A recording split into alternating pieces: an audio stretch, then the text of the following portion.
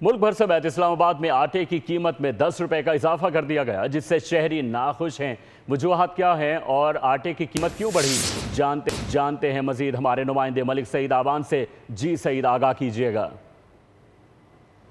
दारुल इस्लामाबाद समेत मुल्क भर में आटे की कीमतें कंट्रोल से बाहर हो रही हैं और इंतज़ामिया आटे की कीमतों को कंट्रोल करने में नाकाम हो चुकी है। मुल्क भर में अगर बात करें तो आटे की कीमतों में मुख्तलिफ इजाफे देखे गए हैं। इस्लामाबाद में 10 रुपये किलो जो है वो इजाफा देखा गया। इसकी वजूहत क्या हैं, आटे की कीमत में इजाफा क्यों हो रहा है, हमारे साथ सर थोड़ा सा हमें बताइएगा कि आटा 10 रुपये किलो महंगा हुआ है तो इसकी क्या वजूहत आपको नज़र आ रही है? हालांकि अभी तो गंदम की फसल आई है।